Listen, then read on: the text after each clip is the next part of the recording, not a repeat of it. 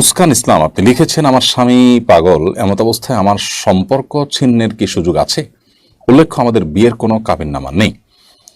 বোন মুস্কান, আপনার স্বামী যদি বিকৃত মস্তিষ্কের মানুষ হয়ে থাকেন, মানসিক অসুস্থ হয়ে থাকেন এবং তার চিকিৎসা করবার তেমন কোনো সুযোগ নেই বা চিকিৎসায় সুস্থ হওয়ার সম্ভাবনা না থাকে, তাহলে অবশ্যই আপনি তার সাথে সম্পর্ক ছিন্ন করবার উদ্যোগ নিতে পারেন। যদি ব্যাপারটি এরকম হয় যে আপনি তাকে এই অবস্থা বিয়ে করেননি, পরবর্তী অসুস্থ হয়েছেন এবং অসুস্থ থেকে সুস্থ হওয়ার কোনো সম্ভাবনা নাই, তাহলে সেক্ষেত্রে আপনি সম্পর্ক ছিন্ন করবার উদ্যোগ গ্রহণ করতে পারেন। সে রাইট আপনার আছে, বিশেষ করে যদি আপনি ক্ষতিগ্রস্ত হওয়ার, বিপদগ্রস্ত হওয়ার তার মাধ্যমে আশঙ্কা করেন, তাহলে সেক্ষেত্রে এরকমটা আপনি করতে পারেন। তবে যদি আপনি সবর করে থাকতে পারেন, তার সেবা করেন, তার শুশ্রূষা করে, তার চিকিৎসা করে, তাকে আপনি ট্রিটমেন্ট করে ভালো করার চেষ্টা করতে পারেন, সেটা অবশ্যই একজন নেককার স্ত্রীর গুণ হিসাবে বিবেচিত হবে এবং এটা প্রশংসনীয় হবে। যদি আপনার সে সুযোগ থাকে, আপনি অবশ্যই সেটি করাটা অধিকতর উত্তম হবে। পুরো পরিস্থিতির আসলে কি তার উপর নির্ভর করবে যে আপনার কি করবেন বা করবেন না।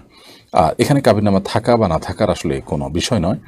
আপনি তার কাছ থেকে, সে যদি বিকৃত মস্তিষ্ক, তার এই পরিস্থিতিতে তার থেকে রক্ষার জন্য যদি এমন হয় যে আপনি ক্ষতিগ্রস্ত হবেন বা স্থায়ী সমস্যা, তাহলে সেক্ষেত্রে আপনি আদালতের দ্বারস্থ হতে পারেন এবং তার মাধ্যমে, আদালতের মাধ্যমে আপনি বিবাহ ভঙ্গের উদ্যোগ নিতে পারেন। আর এর বিকল্প হিসাবে যেটি হতে পারে, যদি আদালত থেকে সেরকম কোনো ব্যবস্থা না থাকে বা এমন কোনো জায়গা থাকে, সে সুযোগ না থাকে, তাহলে মুসলমানদের যে সোসাইটি আছে, সেই সোসাইটির মাধ্যমেও এই বিচ্ছেদের উদ্যোগ গ্রহণ করতে পারেন যদি তিনি অসুস্থ হয়ে থাকেন। ফয়জুল্লাহ লিখেছেন, হজের ফ্লাইট শুরু হয়েছে, অনেকে মক্কায় পৌঁছে গেছেন এবং ওমরা করেছেন। হজের আগ পর্যন্ত বাকি সময়গুলো তারা কি করে কাটাবেন, অনুগ্রহ করে পরামর্শ দিবেন। হজ ফ্লাইট শুরু হয়ে গেছে, অনেকে মক্কায় পৌঁছে গেছেন এবং প্রতিদিনই বিভিন্ন ফ্লাইটে মানুষ যাচ্ছেন। তো এই যে সফর চলছে, এই সফর অবস্থাতে আমরা অনেকে যাবেন, হজের এখনো বেশ অনেকগুলো দিন বাকি আছে। তো এই যে অনেকগুলো দিন বাকি আছে, এমন পরিস্থিতিতে আমরা কি করতে পারি? তো এর উত্তর হলো যে ওমরা সম্পন্ন করার পর আমরা বেশি বেশি করে মক্কায় তওয়াফ করবো ইনশাআল্লাহ। কারণ এই সময়টাতে আমরা হারামে যতটা আপনার ইবাদতের সুযোগ লাভ করব, মানুষের ভিড় কম, দিন যত যাবে সেটি কিন্তু আস্তে আস্তে সুযোগটা আস্তে আস্তে কমে আসবে এবং সংকুচিত হবে। এজন্য যারা শুরুতে গেছেন তারা খুব বেশি বেশি করে তওয়াফ করবেন এবং ঘন ঘন তওয়াফ করার যে সুযোগ, এটা এখন যেমনটা আছে, কিছুদিন পর যখন মানুষ অনেক ভিড় হয়ে যাবে, মানুষ যখন ফুল ফর্মে চলে আসবে, মক্কা যখন ভরে যাবে লোকজন, তখন এতটা সম্ভব হবে না। দ্বিতীয়ত, বেশি বেশি মসজিদে হারামেই কাটাবেন। সেখানে একসাথে 3-4 ওয়াক্ত নামাজ পড়ে তারপর হোটেলে আসবেন, একান্ত প্রয়োজন না হলে হোটেলে আসবেন না, সেখানে বসে ইবাদতবন্দি, কোরআন তেলাওয়াত। আমি বিশেষ করে বলি, যারা কোরআন কারীমের সহি নেয় যাদের, তারা সেখানে হাফেজ আছেন, আপনার কাফেলাতে আলেম আছেন, অথবা কোরআন সহি আছে, এরকম কোনো মানুষ আছেন, তাদের সাথে কথা বলে তাদের সহযোগিতা নিয়ে আপনার কোরআনটাকে আপনি ঝালাই করে নেন, শুদ্ধ করে নেন। এটা আপনার নিজের দেশে, নিজের গন্তব্যে এসে আসলে এত সহজে আপনার জন্য করাটা সম্ভব হবে না। সেখানে এই যে অফুরন্ত সময় আছে আমাদের সাথে, নামাজ পড়া, তওয়াফ করা, এর বাইরে আর কোনো কাজ নেই। সো এই অবসর সময়টাতে আমরা চাইলে কোরআনকে সহি করে ফেলতে পারি। এর বাইরে অনেকগুলো ভালো বই আছে মক্কা মদিনা সম্পর্কে, সেই বইগুলো আমরা কিনে নিতে পারি। যেমন সিয়ান পাবলিকেশন থেকে হজ উমরা বিশ্বকোষ নামে একটা বই আমার হাতে এসে পৌঁছেছে। বইটা খুবই সুন্দর, চমৎকার, মাশাআল্লাহ। আপনি চাইলে এই বইটা আপনার সাথে রাখতে পারেন এবং এই বইটা নির্ভরযোগ্য এবং সচিত্র, একেবারে আগাগোড়া প্রত্যেকটা পৃষ্ঠা আমার দেখার সুযোগ হয়নি, তবে যেটুকু দেখেছি আমি ততটুকু ভালো মনে হয়েছে, আল্লাহু আলাম। তো এটি যদি আপনার কাছে থাকে, আগাগোড়া আপনি পড়ে ফেলেন, তাহলে মক্কা এবং মদিনা সম্পর্কে একটা ধারণা তৈরি হবে। এর বাইরে নবী করিম সাল্লাল্লাহু আলাইহি ওয়াসাল্লামের সিরাতের একটা গ্রন্থ আপনার কাছে থাকতে পারে, রাহিকুল মাখতুমটা আপনি নিতে পারেন, বা অন্য কোনো ভালো সিরাত গ্রন্থ আছে। ইদ্রিস কান্দরবী রহমতুল্লাহ আলাইহির 3 ভলিউমে নবী সাল্লাল্লাহু আলাইহি ওয়াসাল্লামের সিরাত গ্রন্থ আছে, বাংলা অনুবাদ হয়েছে। তো এই সিরাত গ্রন্থ কোনো একটা আপনার কাছে থাকতে পারে এবং আগাগোড়া আপনি সফরে বসে বসে সেটা পড়ে শেষ করতে পারেন এবং সম্ভব হলে রুমমেটদের সাথে একটু পর্যালোচনা করলেন, তাতে ইনশাআল্লাহ বেদিন আপনার সফরটা ফলপ্রসূ হবে এবং আপনি হজের সফরের অনেক কিছুর সাথে সিরাতের রিলেশন আছে, অনেক জায়গার সাথে সিরাতের অনেক ঘটনার আপনি মিল খুঁজে পাবেন। তখন আপনার ইবাদতটা অনেক বেশি তৃপ্তিদায়ক হবে, অনেক বেশি প্রাণবন্ত হবে এবং অনেক বেশি আপনার কাছে ভালো লাগবে ইনশাআল্লাহ তাআলা। তাহলে অবসর সময়গুলোতে আমরা এখন বেশি বেশি তওয়াফ করবো, হারাম বেশি বেশি নামাজ পড়বো, কারণ প্রতি রাকাতে 1 লক্ষ রাকাতের সওয়াব। এখন যে রিল্যাক্সে আপনি ইবাদত করতে পারবেন, যতটা ফাঁকা ফাঁকা ভাব পাবেন, এটা কয়েকদিন পর থাকবে না। এছাড়া কোরআনটা সহি করেন, আর যাদের সহি আছে তারা বেশি বেশি করে অর্থ সহকারে বুঝে তেলাওয়াত করেন এবং সিরাতের গ্রন্থ পড়ে শেষ করেন। এভাবে যদি আপনি পুরো সময়টা কাটান, খুব ভালো হবে। এর বাইরে ঘুরে ঘুরে আমরা দেখলাম, গল্প করলাম, আড্ডা মারলাম, দেশের খবর নিয়ে ব্যস্ত মশগুল থাকলাম, তাহলে সেক্ষেত্রে আমাদের এই সফরটা অর্থবহ হবে না। এমডি ইকবাল হোসেন আপনি লিখেছেন, অনেক চেষ্টা করেও গুনাহ থেকে বাঁচতে পারছি না, কি আমল করলে গুনাহ থেকে বিরত থাকতে পারবো? ভাই ইকবাল হোসেন, গুনাহ থেকে বিরত থাকার জন্য সবচেয়ে গুরুত্বপূর্ণ বিষয় হলো আপনার সংকল্পটা, আপনার দৃঢ় সংকল্প এবং শক্ত মনোবল এবং দৃঢ় পদক্ষেপের ক্ষেত্রে খুবই গুরুত্বপূর্ণ। এটা যদি আপনি খুব সিরিয়াসলি করেন, ইনশাআল্লাহ বিইذনিল্লাহ আল্লাহ আপনাকে সাহায্য করবেন। আল্লাহ বলেছেন, ওয়াল্লাযীনা জাহাদু ফীনা লানাহদিয়ান্নাহুম সুবুলানা ওয়া ইন্নাল্লাহা লামাল মুহসিনিন। যারা আল্লাহর পথে যাওয়ার জন্য অনেক বেশি সিরিয়াস, আল্লাহর পথে অগ্রসর হতে যারা সাধনা করেন, রীতিমতো তার সর্বোচ্চ দিয়ে তিনি চেষ্টা করেন, তখন আল্লাহ রাব্বুল আলামিন তাদেরকে আল্লাহর পথে চলা সহজ করে দেন। এবং আল্লাহ বলেছেন, লানাহদিয়ান্নাহুম সুবুলানা, আমি তাদেরকে আমার পথ অর্থাৎ আল্লাহর পথে যাওয়ার জন্য আল্লাহ বহুমুখী পথ তাকে দেখিয়ে দিবেন। এজন্য আপনার দরকার হলো সর্বোচ্চ সংগ্রাম নিজের সাথে নিজে আপনাকে করতে হবে গুনাহ থেকে বাঁচার জন্য। দ্বিতীয়ত, গুনাহের পরিবেশ থেকে সরে যেতে হবে, গুনাহের উপায় উপকরণগুলো থেকে নিজেকে বের করে আনতে হবে এবং নিজের বিরুদ্ধে শক্ত এবং কঠিন সিদ্ধান্ত নিতে হবে। তৃতীয়ত হলো নেককার মুত্তাকি পরহেজগার মানুষগুলোর সান্নিধ্যে থাকতে হবে। চতুর্থ হলো আল্লাহর কাছে দোয়া করবেন, আল্লাহ যেন গুনাহ মুক্ত জীবন গড়ার তৌফিক দান করেন। আলাদা করে আল্লাহর কাছে চাইবেন, চোখের পানি ফেলে ফেলে দোয়া কবুলের সময়গুলোতে। ইনশাআল্লাহ এই চতুর্মুখী চেষ্টা যদি থাকে, আল্লাহ তাআলা গুনাহ থেকে বেঁচে থাকাটা সহজ করে দিবেন। এমডি ইসাক আহমেদ আপনি লিখেছেন, মসজিদের উপরতলা বা গ্রাউন্ড ফ্লোর মার্কেটের জন্য ভাড়া দেওয়ার বিধান কি? অনেক ওলামা ইকরাম সেটিকে নিষেধ করেন, কারণ মসজিদ যেটি হবে সেটি আসলে আগাগোড়া মসজিদ হবে, অর্থাৎ একেবারে পাতাল থেকে নিয়ে আকাশ পর্যন্ত সবটুকুই মসজিদ হিসাবে পরিগণিত হবে। তবে হ্যাঁ, মসজিদ এর এরিয়াতে মসজিদের স্বার্থ সংশ্লিষ্ট কোনো বিষয় তো হতেই পারে, যেমন ইমামের কক্ষ হলো, ওয়াশরুম হলো, অজুখানা হলো, সেগুলো হতেই পারে, এগুলো হওয়া দোষের বিষয় নয়। কিন্তু যখন মসজিদের উপরে বা নিচে মার্কেট হবে, তখন সেটা মসজিদের যে মর্যাদা সেটাকে কিছুটা হলেও ক্ষুণ্ণ করবে। তবে সমকালীন ওলামা ইকরামের এবং যুগশ্রেষ্ঠ যে সমস্ত আলেমগণ আছেন, স্কলারগণ আছেন, তাদের ফতোয়া হলো যে খুব ঘনবসতিপূর্ণ এলাকাতে যদি ধরুন একটা ভবনে আলাদা করে মসজিদ করার মতো জায়গা নেই, তাহলে তার কোনো একটা জায়গাকে মসজিদের জন্য ফিক্স করা হলো, উপর নিচে বাসা হলো, সেটাকে তারা জায়েজ বলেছেন। অথবা আমাদের ঢাকার মতো যদি এরকম গিঞ্জি শহর, যেখানে আসলে অনেক বেশি জায়গার অভাব, অর্থাৎ বেশি পরিমাণে জায়গা সব জায়গা নেই, তো সেরকম ক্ষেত্রে যদি এরকম হয় এবং এটা মসজিদের জায়গা হয়, মসজিদের জন্য ওয়াকফ করা হয়, আর উপরের অংশগুলো মসজিদের স্বার্থ সংশ্লিষ্ট কাজে ব্যয় করা হয়, এটা জায়েজ হতে পারে সেই শর্তে। তবে আমাদের প্রচলিত বিভিন্ন মসজিদে যে নিচতলা বা দোতলা বা তিনতলা যে কোনো একটা ফ্লোর বা দুটো ফ্লোর মসজিদের রেখে তার উপর নিচে যে আমরা মার্কেট করি, এক্ষেত্রে মসজিদের মর্যাদা অনেক সময় ক্ষুণ্ণ হয়। ধরুন সেখানে হারাম কেনাবেচা হলো, বিড়ি সিগারেট কেনাবেচা হলো, স্যালুন হলো, এরকম কিছু যদি হয়, তাহলে সেটা তো এমনিতেই না জায়েজ, আর মসজিদ হওয়ার কারণে সেই না জায়েজটা আরও বেশি। তো খোলাসা কথা হলো যে উত্তম হয় মসজিদের উপর থেকে নিচ পর্যন্ত মসজিদ সংশ্লিষ্ট কোনো কিছু রাখা, মার্কেট ইত্যাদি না করা, যেগুলোতে মসজিদের যে ভাব গাম্ভীর্য সেটাকে নষ্ট করে। যদি একান্ত করতে হয় মসজিদেরই জন্যই সেই ভাড়া টাকাটা আপনি ইউজ করবেন, ব্যবহার করবেন, তাহলে সেক্ষেত্রে হারাম কোনো কিছু যেন বিক্রি না হয় সে বিষয়গুলো নিশ্চিত করতে হবে। তবে সর্বাবস্থায় অধিকতর নিরাপদ হলে এগুলো না করা, কারণ এটা নিয়ে ইখতিলাফ আছে অনেক ওলামা ইকরামের মতে। মসজিদ হলে সেই মসজিদের উপর থেকে নিচ পর্যন্ত আসলে দুনিয়াবি আর কোনো কিছু সেখানে করা জায়েজ নয়। এই মতটার কারণে অধিকতর নিরাপদ হলো কিছু না করা। তবে যদি করেন তাহলে সেক্ষেত্রে হারাম আইটেমগুলো যেন কেনাবেচা না হয়, নিষিদ্ধ কোনো কিছু না থাকে, শরীয়ত বিরোধী কিছু না থাকে, এবং এটা মসজিদ সংশ্লিষ্টই হয়, তাহলে সেটি জায়েজ হতে পারে অন্য অপর মত অনুযায়ী। তো একান্ত নিরুপায় হলে, বিশেষ করে আমাদের অনেক মসজিদগুলোর উপার্জনের কোনো জায়গা ক্ষেত্র নাই, সেক্ষেত্রে নিচতলাকে আপনি মার্কেট করলেন, উপর থেকে মসজিদ করলেন, তো সেক্ষেত্রে এটি জায়েজ হতে পারে। মুস্তফা ইসলাম নাসিম আপনি লিখেছেন, আমি সৌদি প্রবাসী, আমার সাথে একজন কাজ করেন, উনি এক ওয়াক্ত নামাজও পড়েন না, উনি ঈদের নামাজও পড়েন না। ওনাকে জিজ্ঞেস করলে উনি বলেন, যেদিন থেকে ওয়াক্তিয়া নামাজ পড়বো তারপর ঈদের নামাজ পড়বো। ঈদের নামাজ না পড়ার শাস্তি কি একটু জানাবেন? ঈদের নামাজ ওয়াক্তিয়া নামাজের চাইতে কম গুরুত্বপূর্ণ সন্দেহাতীতভাবে, কারণ ঈদের নামাজ ওয়াজিব, অনেক ইমামদের মধ্যে সুন্নাত মুআক্কাদা, কিন্তু ওয়াক্তিয়া নামাজ ফরজে আইন। তো আসলে তিনি ঈদ 5 ওয়াক্ত নামাজ পড়ছেন না, এটাই হলো সবচেয়ে বড় অপরাধের বিষয় এবং সবচেয়ে অন্যায়ের বিষয়। ইচ্ছাকৃত এবং ঠান্ডা মাথায় যদি কেউ নামাজ ত্যাগ করেন, তবে অনেক ইমামদের মধ্যে তার ইমানই থাকবে না, খুবই ভয়াবহ একটি ব্যাপার। এজন্য একজন মুসলমান হিসাবে আমাদের কর্তব্য হলো যে আমরা চেষ্টা করব সবসময় ঈমানের উপরে অটল থাকার, অবিচল থাকার। আল্লাহ রাব্বুল আলামিন আমাদের সবাইকে ঈমানের উপরে অটল অবিচল থাকার তৌফিক দান করুন। ঈমানের উপরে অটল অবিচল থাকতে গিয়ে আমাদেরকে 5 ওয়াক্ত নামাজ পড়তে হবে। 5 ওয়াক্ত নামাজের ক্ষেত্রে যদি আমরা কোনো প্রকার কম্প্রোমাইজ করি বা কোনো প্রকার ছাড় দেই, তাহলে সেক্ষেত্রে নিজেদেরকে ঈমানদার দাবি করার কোনো সুযোগ থাকবে না, বা মৌলিকভাবে নীতিগতভাবে সেটার অধিকার আমাদের থাকবে না। ওমর রাদিয়াল্লাহু তাআলার একটি বর্ণনা রয়েছে, তিনি বলেছেন যে লা হাযা ফিল ইসলাম লিমান তারাকা সালাহ, যে ব্যক্তি নামাজ ত্যাগ করে তার ইসলামের কোনো হিস্সা, কোনো অংশ নেই।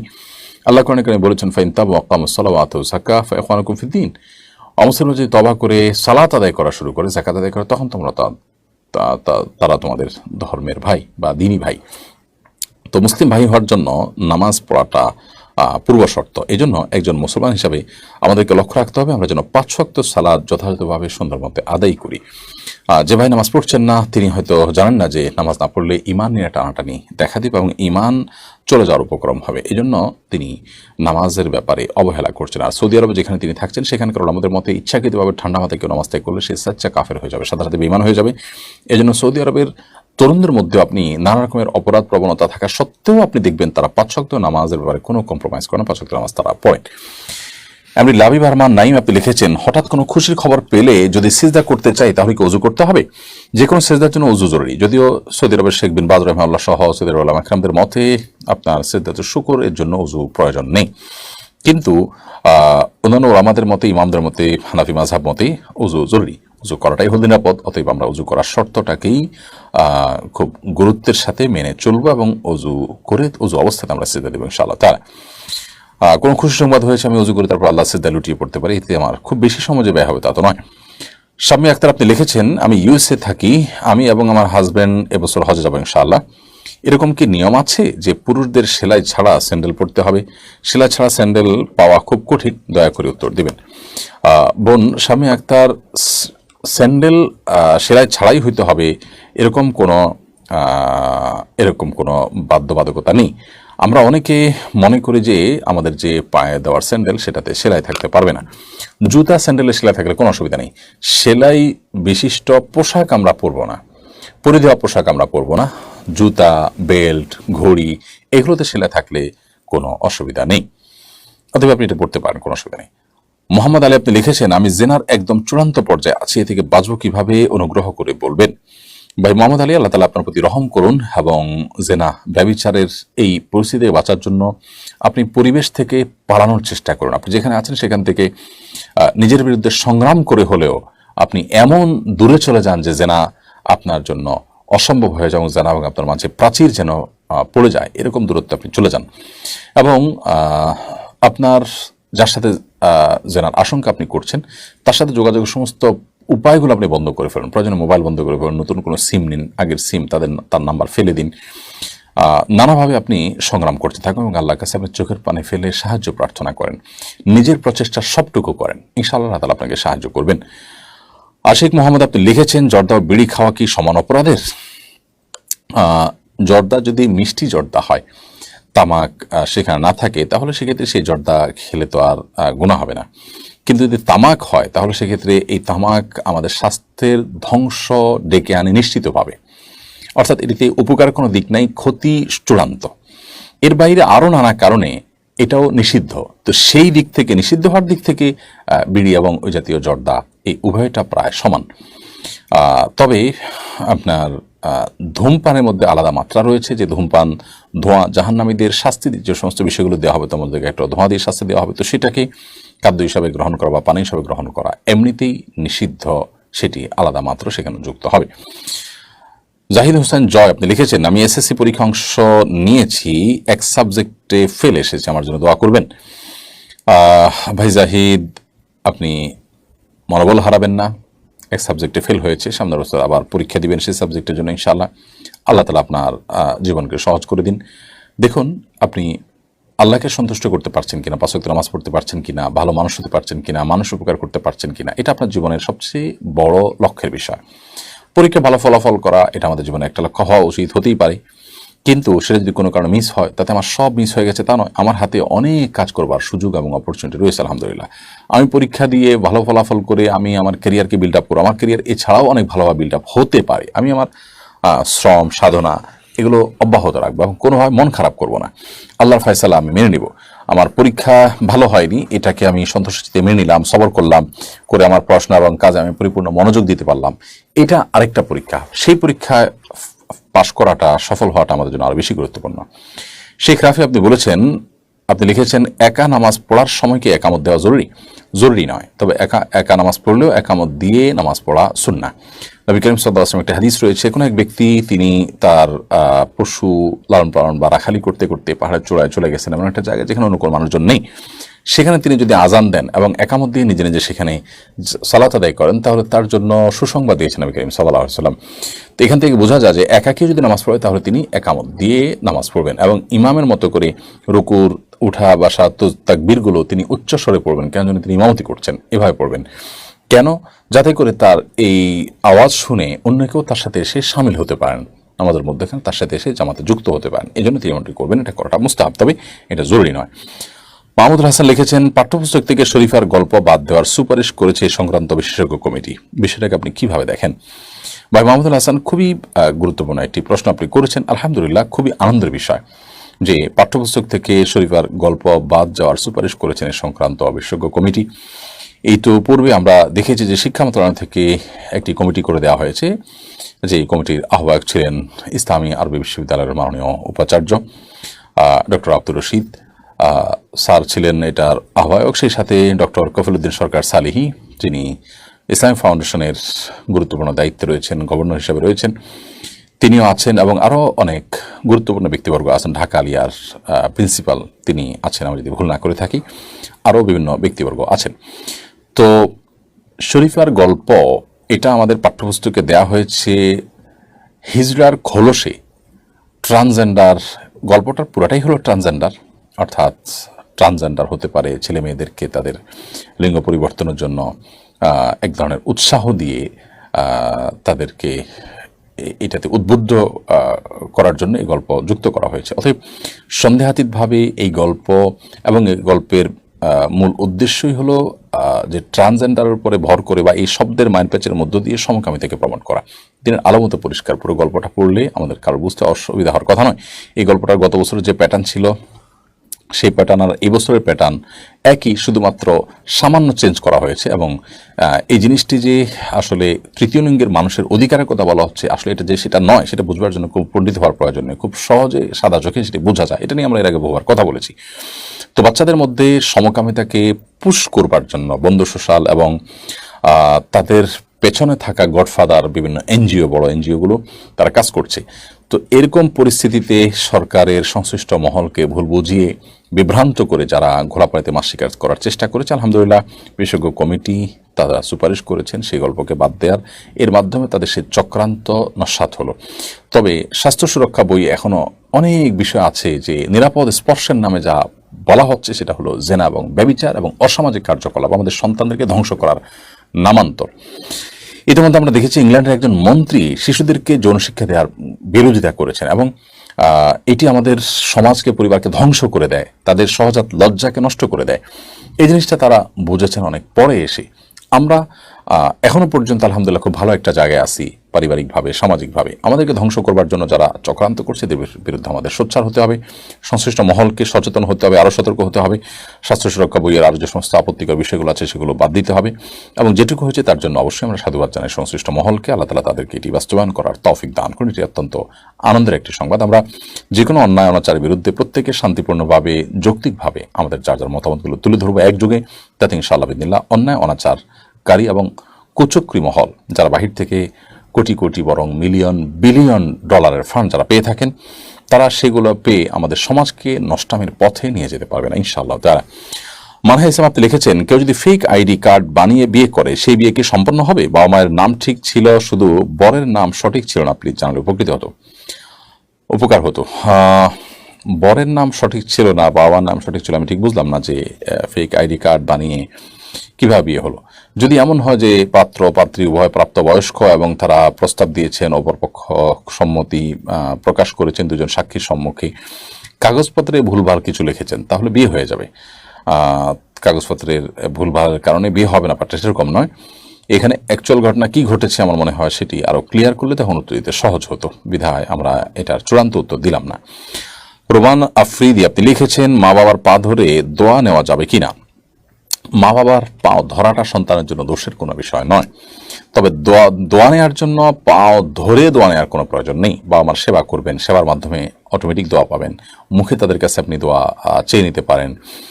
মেয়ে হলে মায়ের, ছেলে হলে বাবার পাও আপনি টিপে দিলেন, সেখানে আপনার সেবা শুশ্রূষা অংশ হিসাবে তাদের পায়ে তেল দিলেন বা কোনো কিছু করলেন। তো এগুলো তো সন্তান হিসাবে আপনি করতেই পারেন, এবং দোয়ার উদ্দেশ্যে যদি করেন আপনি অবশ্যই আমার মনের দোয়া পাবেন, সেই সুযোগ তো সমানত থাকছেই। ফাইয়াদ সাফওয়ান মাহমুদ আপনি লিখেছেন, আমার বয়স 15 বছর, পরিবারের সঙ্গে কানাডায় আছি, আমি নিয়মিত 5 ওয়াক্ত নামাজ আদায় করি, তবে এখানে শুক্রবার সাপ্তাহিক বন্ধ নেই, তাই আমার পক্ষে জুমার নামাজ পড়া সম্ভব হচ্ছে না। তবে আমি স্কুল থেকে আসার পর জোহর নামাজ পড়ি, এদিকে আমার গুনাহ হবে? অবশ্যই গুনাহ হবে। ইচ্ছাকৃতভাবে আপনি জুমার নামাজ যদি 3 সপ্তাহ পর পর ত্যাগ করেন, তাহলে সেক্ষেত্রে মুসনাদে আহমদের একটা হাদিস রয়েছে যে অন্তরে আল্লাহ তাআলা মোহর মেরে দেন। ঈমান এবং কুফরের মধ্যে পার্থক্য করবার মতো শক্তি মানুষ হারিয়ে ফেলে যদি এরকম পরিস্থিতি কেউ পড়ে। এজন্য আমাদের উচিত হবে, আমাদের কর্তব্য হবে যে আমরা যে কোনো বললে 5 ওয়াক্ত নামাজ পড়বো, আমাদের ক্ষেত্রে কোনো প্রকার কম্প্রোমাইজ করব না। আল্লাহ তাআলা আমাদেরকে তৌফিক দান করুন সেটি করার। আপনি যেখানে আছেন সেই পরিবেশে আপনাকে যেতে কেউ বাধ্য করেন, আপনি ইচ্ছাকৃতভাবে এমন একটা পরিবেশে গেছেন যেখানে নামাজ পড়তে পারছেন না। আপনাকে যদি আমি বলি এমন একটা পরিবেশে চলেন যেখানে আপনি নিঃশ্বাস নিতে পারবেন, আপনি কি যাবেন? ঠিক একইভাবে একজন ইমানদারের জন্য নামাজ নেওয়াটা সেরকম গুরুত্বপূর্ণ। আমার জীবন রক্ষা করা যেরকম গুরুত্বপূর্ণ, ইমান রক্ষা করা তার চেয়ে বেশি গুরুত্বপূর্ণ। সো আমার ইমানই টিকবে না, আমার নামাজ পড়তে পারবো না, সে জায়গায় আমি কেন থাকবো? প্রয়োজনে যেখানে আসেন সেখানে 2-3জন শিক্ষার্থী মিলে আপনারা নামাজ পড়ে ফেলবেন, তারপর আপনাকে নামাজ পড়তে হবে। অথবা আপনার সহপাঠী যারা আছে, যারাই আছে মুসলমান, যেই দেশেই হোক না কেন, 3জন হলে যে কোনো একজন ইমামতি করে 5 মিনিট 10 মিনিটের মধ্যে আপনি জুমার নামাজের আয়োজন করতে পারেন। ছোট্ট করে খুতবা দিলেন, 1-2 মিনিটের মধ্যে নামাজ পড়লেন 2 রাকাত, তাতে ইনশাআল্লাহ আপনার জুমার আদায় হবে। কিন্তু এসে জোহর পড়লে নিয়মিত সেটি আদায় হবে না, এটি গুনাহ হবে আপনার জুমা ত্যাগ করার কারণে। আমার গল্পটায় শুধুই তুমি আইডি থেকে আপনি লিখেছেন, আমি সৌদিতে টানেলের ভিতর কাজ করি, কাজের সময় হাতে ও কাপড়ে গ্রিস লেগে যায়, গ্রিস লাগা কাপড় পরে নামাজ পড়লে নামাজ হবে কিনা? নামাজ হয়ে যাবে, কাপড়ে লাগলে নামাজ হয়ে যাবে, কিন্তু হাতে যদি লাগে তাহলে হাত পরিষ্কার করে তারপর ওযু করতে হবে, তাহলে ইনশাআল্লাহ নামাজ হবে। আলফাজ আকাশ আপনি লিখেছেন, আমি একজন চাল ব্যবসায়ী, চিনিগুড়ার চাল বিভিন্ন কোম্পানিতে সরবরাহ করে থাকি। কিছু কোম্পানি চিনিগুড়ার সঙ্গে 20% অন্য চাল মিশিয়ে বিক্রি করেন, 20 ভাগ চাল মিক্স করে সরবরাহ করা যাবে কিনা? অবশ্যই সেটা প্রতারণা হবে, অবশ্যই সেটা হারাম হবে, জায়েজ হবে না। যদি মার্কেটের সব চালই এরকম হয় তাহলে সেক্ষেত্রে আপনি খোলা বলবেন মানুষকে, প্রতারণা করবেন না।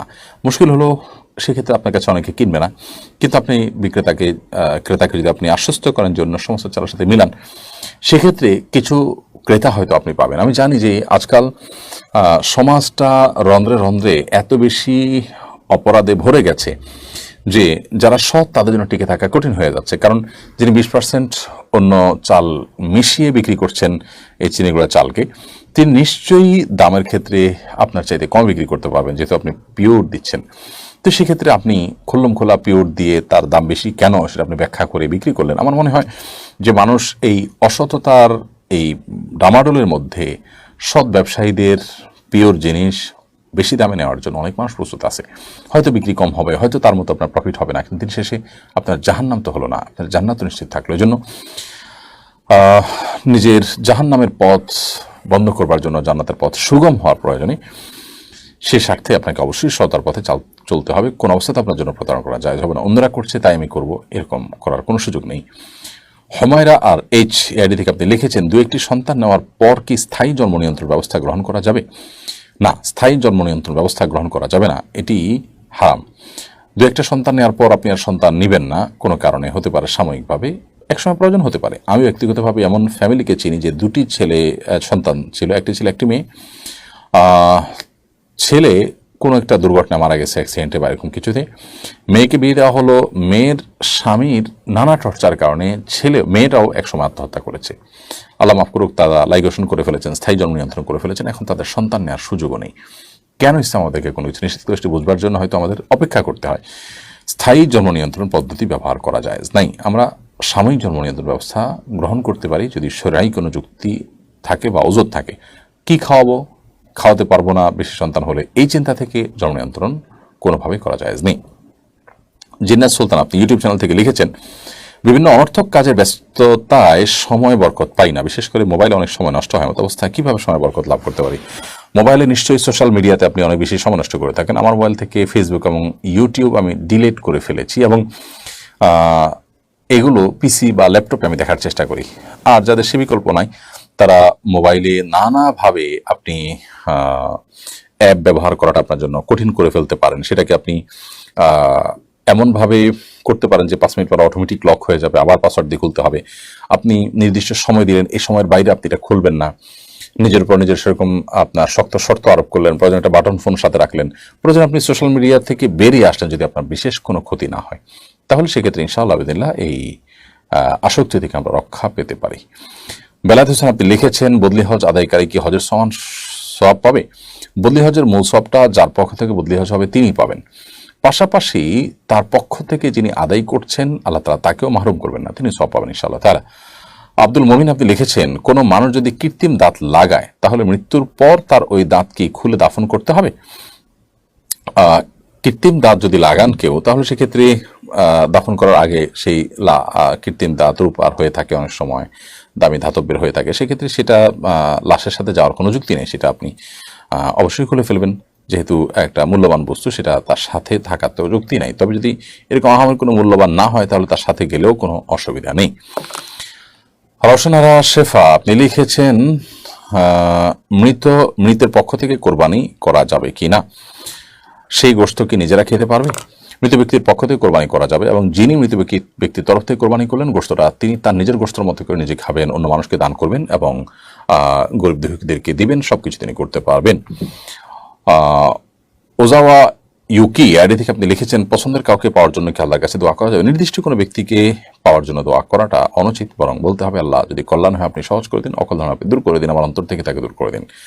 দেলোয়ার হোসেন আপনি লিখেছেন, আমার হাতের 6 আঙ্গুল ছিল, একটা কেটে ফেলা হয়েছে, এতে কি গুনাহ হবে?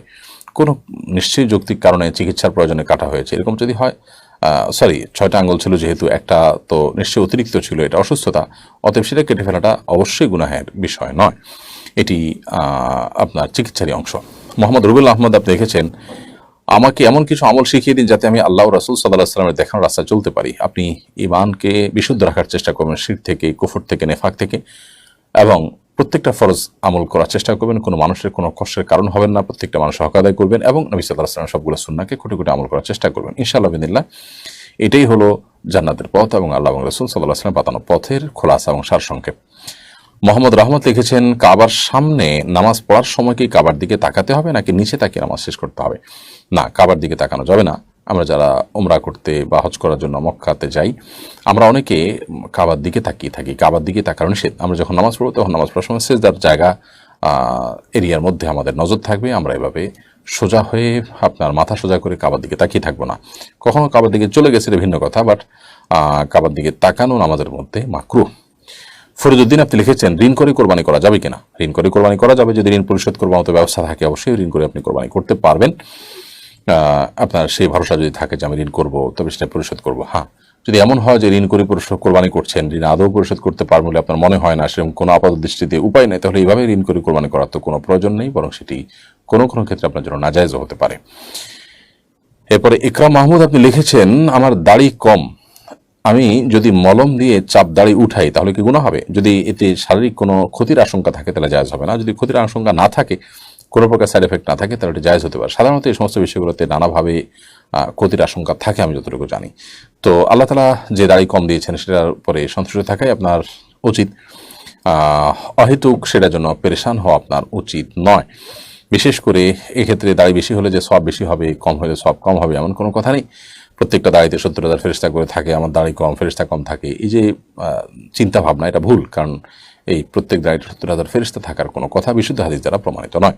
অতএব দাড়ি কম থাকলে সেটার মধ্যেই আল্লাহ তাআলা আপনার জন্য কল্যাণ নিহিত রেখেছেন এবং সওয়াবের ঘাটতি আপনার হবে না। রোশনি আক্তার লিখেছেন, কেউ যদি খারাপ কাজ করে আর আমি সেটা তার অভিভাবককে জানিয়ে দিই, এমত অবস্থায় সে মনে কষ্ট পেলে আমার কি গুনাহ হবে? তার সংশোধনের জন্য যদি আপনি জানান তাহলে আপনার গুনাহ হবে না। তিনি মনে কষ্ট পেলেও আপনি গুনাহগার হবেন না, কারণ আপনি তার কল্যাণ কামনা করেছেন। সো আপনার এই জানানোটা দোষের হবে না ইনশাআল্লাহ তাআলা। ইন্নামাল আমালু বিন্নিয়াত, আপনি কেন করেছেন এটা হলো মূল বিষয়। তার কল্যাণকামী হয়ে করেছেন, তার ইনশাআল্লাহ গুনাহগার আপনি হবেন না। এমডি সোহাগ আপনি লিখেছেন বিড়ি সিগারেট খেয়ে নামাজ পড়লে নামাজ হবে কিনা। নামাজ তো হয়ে যাবে, কিন্তু বিড়ি সিগারেট খেয়ে নামাজ পড়লেন, বিড়ি সিগারেট খাওয়া গুনার কাজ, সেটার কারণে গুনাহগার হবেন এবং এর জন্য মুখে দুর্গন্ধ হলে দুর্গন্ধ দূর করে আপনাকে নামাজে অগ্রসর হতে হবে। আব্দুল আহাদ লিখেছেন প্রায় ওযু কিংবা গোসলের সময় বাথরুমে দাঁড়িয়ে দাড়ি ঝরে পড়ে, উক্ত দাড়ি বাথরুমের পানির সঙ্গে গেলে কোনো গুণা হবে কিনা। না, কোনো গুণা হবে না, অনিচ্ছাকৃতভাবে এরকম তো হতেই পারে। এমনি মানুষের শরীরে যে কোনো অঙ্গ ময়লা আবর্জনা ড্রেনেতে না ফেলে মাটিতে বা খোলা জায়গায় সেটা ফেলা উচিত। এটা মানব দেহের প্রতি সম্মানের অংশ। বাট এরকম এক দুটা পড়ে গেছে, নিজের অজান্তে চলে গেছে, কোনো গুণ হবে না ইনশাআল্লাহ। মাহমুদুল হাসান লিখেছেন কোরবানির উদ্দেশ্যে ক্রয়কৃত পশু মারা গেলে বা চুরি হয়ে গেলে কিংবা হারিয়ে গেলে করণীয় কি। যদি গরিব মানুষ হন, তিনি কোরবানির উদ্দেশ্যে পশু ক্রয় করেছেন বা নিজের উপর আবশ্যক করেছেন, তাহলে সেক্ষেত্রে কোরবানি তার উপর বর্তানা তাও তিনি করেছেন, তাহলে সেক্ষেত্রে তাকে যে কোনো মূল্যে কোরবানি করতে হবে। আর যদি সম্পদশালী হন, তাহলে সেক্ষেত্রে দুঃখিত, যদি কেউ কোরবানি তার উপর ওয়াজিব হয়ে থাকে, তাহলে পশু মারা গেছে বা চুরি হয়ে গেছে, তাহলে সেক্ষেত্রে তিনি কোরবানির আরেকটা পশু কিনে তিনি কোরবানি করবেন যে কোনো মূল্যে, যেহেতু কোরবানি তার উপর ওয়াজিব। সো একটা মারা গেছে, এরপর যদি তার কাছে আরও টাকা থাকে, তাহলে তিনি কোরবানি ওয়াজিব হওয়ার মতো হলে তিনি পশু কিনে তারপরে কোরবানি করবেন। এমডি মহসিন আপনি লিখেছেন আমি যৌথ পরিবারে থাকি, কিন্তু নিজের স্ত্রীকে পর্দা রাখা যায় না। ছোট ছোট বিষয় নিয়ে অন্যান্য যাদের সাথে মনোমালিন্য হয়, সবসময় যৌথ পরিবারে গীবত চর্চা ব্যবস্থা করণীয় কি। যৌথ পরিবার থেকে আপনি বের হতে চাচ্ছেন, এর মানে যথার্থ যদি কারণ থাকে যে সত্যি যদি পর্দা রক্ষা করে কোনোভাবে সম্ভব না হয়, ভাই বা অন্য যারা আছে তারা সহযোগিতা না করে বা তারা পর্দার গুরুত্ব না বুঝে এবং নানা রকম সমস্যা হয় অনবরত, তাহলে আপনি পৃথক হতে পারেন। সেক্ষেত্রে আপনার বাবা মা তাদের প্রতি আপনার যে কর্তব্য আছে সেটা আপনার মাথায় রাখতে হবে। বিশেষ করে আপনার সন্তান সন্ততি থাকলে বাবা মা তাদেরকে আদর করতে চাইবেন, তাদের কাছে নিয়ে যাওয়া, তাদেরকে নিয়ে আসা, এই কাজগুলো আপনাকে করতে হবে। এর পাশাপাশি আপনি ফ্যামিলি ভিন্ন করতে পারেন, অবশ্যই বিশেষ করে পর্দার ব্যাপার থাকলে, হারাম থেকে বাঁচার জন্য হলে। আর যদি আপনি আসলে পৃথক হবেন, এগুলো জাস্ট এটা অজুহাত, চাইলে এগুলো থেকে আপনি বাঁচতে পারেন, তাহলে সেক্ষেত্রে আপনার জন্য এটা করাটা তখন জায়েজ হবে যখন আপনি আলাদা হয়েও বা আমার কোনো হক নষ্ট হচ্ছে না, কারোর কোনো হক নষ্ট হচ্ছে না, তাহলে সেক্ষেত্রে আপনার জন্য জায়েজ হবে। কিন্তু যদি বাবা মার সাথে থাকতে পারেন, তাদের সন্তুষ্ট অর্জন করতে পারেন এবং আপনার বড় কোনো উল্লেখযোগ্য সমস্যা আসলে না থাকে, সেরকম ঠুনকো অজুহাতে শুধু থাকে, তাহলে সেক্ষেত্রে থাকাটা আপনার জন্য অধিকতর উত্তম হবে, বিশেষ করে বাবা মার সন্তুষ্টির খাতিরে। আমাদের সমাজে যৌথ পরিবারে মানুষ থাকে, এর অন্যতম কারণ হলো আর্থিক অসঙ্গতি। এর বাইরে আরেকটা বিষয় হলো যে সামাজিকভাবে আমরা অভ্যস্ত পারিবারিকভাবে একত্রে থাকা, এর নানাবিধ উপকারী দিক আছে। হ্যাঁ, সেই সাথে আপনি যেটি বললেন যে ক্ষতিকর দিকও আছে। ক্ষতিকর দিকটা যদি প্রবল হয় এবং যদি আসলে কোনো অ্যাভয়েড করার কোনো সুযোগ না থাকে, তাহলে সেক্ষেত্রে অবশ্যই আপনি আলাদা করতে পারবেন। তবে যদি আপনি সেগুলোকে রিকভার করে বা আমার সাথে থাকতে পারেন, তারা সন্তুষ্ট হয়, তো সেটা অবশ্যই ভালো। এমনি সাকিব আপনি লিখেছেন বানোয়ার গল্পের উপর ভিত্তি করে শিক্ষামূলক কার্টুন ইত্যাদি ভিডিও বানালে কি গুনাহ হবে। এ বিষয়ে শেখ মোহাম্মদ সাল্লাহ আল মুনাজ্জিদ হাফিজাহুল ইসলাম কিউতে একটি প্রশ্ন উত্তরে লিখেছেন যে এ ধরনের বিষয় শিক্ষামূলক গল্প যেটা আসলে বাস্তবে নাই, সেটা যদি কেউ কাহিনী আকারে লেখেন, উপন্যাস আকারে, জায়েজ হবে যদি সেখানে খারাপ কিছু না থাকে, অশ্লীল কোনো কিছু না থাকে। এখন কার্টুনের বিষয়টা নিয়ে ওলামাদের মধ্যে যথেষ্ট মতো পার্থক্য আছে। অনেক ওলামা কেরাম এটাকে নিষেধ করেন, তবে যদি সেটা অশ্লীল কোনো কিছু না থাকে, খারাপ কিছু না থাকে, মিউজিক না থাকে এবং পূর্ণাঙ্গ প্রাণীর অবয়ব তৈরি করা না হয়, জাস্ট ডামির মতো কিছু করা হয়, তাহলে বাচ্চাদের শিক্ষামূলক কার্টুন এটা বাচ্চাদেরকে অপশিক্ষা থেকে বাঁচাবার জন্য যদি কেউ করে সেটি জায়েজ হতে পারে। হানিফ হোসেন চঞ্চল লিখেছেন মসজিদের ভিতর কি সালাম দেওয়া যাবে। দেওয়া যাবে, কোনো অসুবিধা নেই, মসজিদের ভিতরে সালাম দিলে কোনো সমস্যা নেই। এই যে শফিকুল ইসলাম আপনি লিখেছেন কোনো প্রতিষ্ঠানের পক্ষ থেকে কোরবানি দিলে এর হুকুম কি হবে।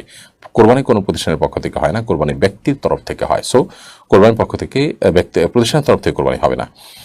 প্রতিষ্ঠানের কর্ণধার তার পক্ষ থেকে কোরবানি হতে পারে, অন্য কারোর পক্ষ থেকে কোরবানি হতে পারে।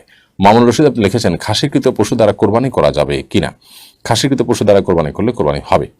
মাদি আহমদ লিখেছেন আঙ্গুলে আংটি থাকা অবস্থায় উজু করলে উজু হবে কিনা। উজু হবে, তবে আংটি যদি একদম এত টাইট হয়ে লেগে থাকে, তার পিছনে পানি যায় নাই, তাহলে সেটা যাওয়া যাবে না। তার নিচে পানি যদি যায়, একটু নড়ে চড়ে, তাহলে সেক্ষেত্রে নাচা হলে উজু হয়ে যাবে ইনশাআল্লাহ। তার সৌরভ খান লিখেছেন আমার বাবা কর্মহীন, মা ব্যাংক থেকে টাকা রেখে সুদ নিয়ে থাকেন, এমন অবস্থায় তা খরচ করা কি আমাদের জন্য বৈধ হবে। আপনারা নিজেরা উপার্জন করবেন, প্রয়োজন টিউশনি করবেন এবং হালালের পথ বের করবেন। যতদিন সেটা করতে পারছেন না, ততদিন পর্যন্ত নিরুপায় হিসাবে এটা আপনাদের জন্য জায়েজ হতে পারে সীমিত সময়ের জন্য। হাসান রাজা লিখেছেন, আমি নামাজ পড়ার সময় বেশি মন ছুটে যাচ্ছে, কি করতে পারি? অতিরিক্ত মন ছুটে যদি যায় তাহলে সেক্ষেত্রে মনকে আপনি আবার নামাজের দিকে নিয়ে আসার চেষ্টা করবেন এবং নিজের সঙ্গে নিজে সংগ্রাম করবেন। এটা একটা কন্টিনিউয়াস একটি প্রসেস, অর্থাৎ এমন না যে আমাদের নামাজে পরিপূর্ণভাবে মন সবসময় থেকে যাবে এবং কোনোভাবে ছুটবে না। মানুষ হিসাবে এদিক সেদিক চলে যেতে পারে, কিন্তু রেশিওটা কমিয়ে আনাটাই হলো আমার দায়িত্ব। মোহাম্মদ আলী আহমদ জৈন্তাপুরে আপনি লিখেছেন, পেশাব পায়খানা সাধারণত মশা মাছি থাকে, এগুলো যদি শরীরে বসে তাহলে করণীয় কি? তাড়িয়ে দিবেন, কিন্তু ময়লা জায়গায় বসেছে সে মশা মাছি এসে শরীরে বসলে আমাদের শরীর নাপাক হবে না, কারণ তাদের শরীরে যে নাপাক লাগে সেগুলো পরিমাণ অনেক কম থাকে, আর এটা থেকে বাঁচা আসলে সম্ভব নয়। যার কারণে এটি সমস্ত আমাদের ঐক্যমতেই আমাদের নামাজ জায়েজ রাখবে। নামাজ এর জন্য এটি ক্ষতিকর নয়, আমাদের শরীর বা পোশাককে নাপাক করবে না এরকম মশা মাছি বসলে। নাজমুল ইসলাম লিখেছেন, কোরবানির পশুর বয়সসীমা কত হতে হবে? দাঁত দেখে পশু ক্রয় করা জরুরি কিনা? কোরবানির পশুর বয়সসীমা হলো, ওঁট যদি হয় তাহলে 5 বছর, আর যদি গরু হয় তাহলে 2 বছর, আর যদি ছাগল হয়, দুম্বা হয়, তাহলে সেক্ষেত্রে 1 বছর বয়সের হতে হবে। আর দাঁত দেখে বছর নিরূপণ করা এটা জায়েজ আছে, যেহেতু এটা অভিজ্ঞতা দ্বারা প্রমাণিত যে 2 দাঁত এর মানে 2 বছর, 1 দাঁতের মানে 1 বছর। সো এটা যারা অভিজ্ঞ বুঝেন, দাঁত পড়ে আবার যে উঠছে সেটা বুঝতে পারেন, অভিজ্ঞরা হাত দিয়ে যদি দেখে বুঝেন যে হ্যাঁ এখানে 2 দাঁত উঠেছে, গরুতে ছাগলের ক্ষেত্রে 1 দাঁত হয়েছে, তাহলে সেটা 1 বছর হয়েছে বা 2 বছর হয়েছে, এটা প্রমাণিত হয়েছে, এর মাধ্যমে এর ভিত্তিতে আপনি কোরবানি করতে পারবেন। ফারহান ইতু আপনি লিখেছেন, নতুন মায়েদের জন্য এই দুগ্ধদান করার সময় নামাজের ক্ষেত্রে কোনো কনসিডার করা হয় কিনা, নামাজ মাফ আছে কিনা? না, কোনো কনসিডার নেই। আগে পরে তিনি ফাঁক ফোকর করে নামাজ পড়ে নিতে হবে তাকে। নামাজ এমন একটা ইবাদত, আসলে এখানে কোনো কনসিডারের কোনো সুযোগ নেই, যে কোনো মূল্যে যে কোনো অবস্থায় আপনি নামাজ পড়ে নেবেন। কাউসার আহমদ আপনি লিখেছেন, মসজিদের রুমে স্ত্রী নিয়ে থাকা যায় আছে কিনা? যদি মসজিদের রুম এমনভাবে তৈরি করা থাকে যে ইমাম সাহেব তার স্ত্রী নিয়ে, মজা সাহেব তার স্ত্রী নিয়ে থাকলেন, জায়েজ আছে অবশ্যই, ইমাম সাহেবের কক্ষ হিসাবে যখন থাকবে। কিন্তু সেটা যদি মসজিদের যে গাম্ভীর্য আছে সেটাকে নষ্ট করে এবং মসজিদের অভ্যন্তর দিয়ে চলাফেরা করতে হয়, এরকম যদি হয় তাহলে সেক্ষেত্রে সেটা জায়েজ হবে না, নানা কারণে সেটি জায়েজ হবে না। মাহমুদ রিমন আপনি লিখেছেন, আমার বয়স 25, আমার চুল পেকে গেছে, আমি কি কালো কলা ব্যবহার করতে পারবো? না, আপনি মেহেদি ব্যবহার করবেন এবং অন্য কোনো কালার প্রয়োজন ব্যবহার করবেন, কিন্তু কালো কলা ব্যবহার করবেন না। হালিমা সুলতানা লিখেছেন, অনেকে টাকা পয়সা অন্যায়ভাবে খেয়েছে জীবনে, এই মুহূর্তে এসে অনেক আফসোস হচ্ছে, আমার অবস্থায় গুনাহ থেকে বাঁচতে আমার করণীয় কি? আল্লাহ তাআলা আপনার প্রতি রহম করুন বোন হালিমা। এর জন্য আল্লাহর কাছে তওবা করবেন এবং যাদের টাকা খেয়েছেন তাদেরকে ফেরত দেওয়ার সম্ভব সুযোগ থাকলে তাদেরকে খুঁজে বের করে দিবেন, আর যদি সেটা না থাকে তাহলে আনুমানিক ফিগার কত হতে পারে সেটা বের করে আপনি আল্লাহর রাহে দান করে দিবেন তাদের তরফ থেকে। শাহিন ইকবাল শাফিন লিখেছেন, পড়াশোনার ক্ষেত্রে হিংসা করলে পাপ হবে কিনা? হিংসা সব ক্ষেত্রেই অপরাধ, তবে নবী করিম সাল্লাল্লাহু আলাইহি ওয়াসাল্লাম একটা হাদিস থেকে আমরা জানি যে তিনি বলেছেন 2টি বিষয়ে হিংসা করা যায়। যেখানে হিংসা বলতে অবশ্যই হিংসা বোঝাননি তিনি, মুহাদ্দিসগণ হাদিস বিশেষজ্ঞগণ সেটাই বলেছেন, অর্থাৎ এখানে হিংসা বলতে তিনি ঈর্ষা বুঝিয়েছেন। আর সেটির একটি হলো ইলম বা জ্ঞান অর্জন, আরেকটা হলো আল্লাহ অনেক সম্পদ দিয়েছেন, আমার ঈর্ষা হবে যে আমার হলে আমিও দিব, কিন্তু তারটা দূর হয়ে যাক সেই কামনা করা হলো হিংসা, সেটা কোনো অবস্থাতে জায়েজ নেই। তাহমিনা বেগম লিখেছেন, আয়েশা মসজিদ থেকে ওমরা করা কতটুকু সহিহ বিষয়টি জানতে চাই। আয়েশা মসজিদ থেকে ওমরা করলে, এহরাম বেঁধে ওমরা করলে সংখ্যাগরিষ্ঠ ইমামদের মতে ওমরা হয়ে যাবে, যদিও সৌদি আরবের সমকালীন উলামা ইকরাম বিন বাজ ইবনে উসাইমিন রাহিমাহুল্লাহ সহ অন্যান্য উলামা ইকরাম তারা নিষেধ করেন, বলেন যে আয়েশা মসজিদ থেকে শুধু আয়েশা রাদিয়াল্লাহু তাআলা আনহার জন্য এহরাম পরে ওমরা করার অনুমতি নবী সাল্লাল্লাহু আলাইহি ওয়াসাল্লাম দিয়েছেন, এটি মিকাতও নয় এবং অন্য কারোর জন্য অনুমতি দেন অন্য কেউ কোনো সাহাবী করতেন না।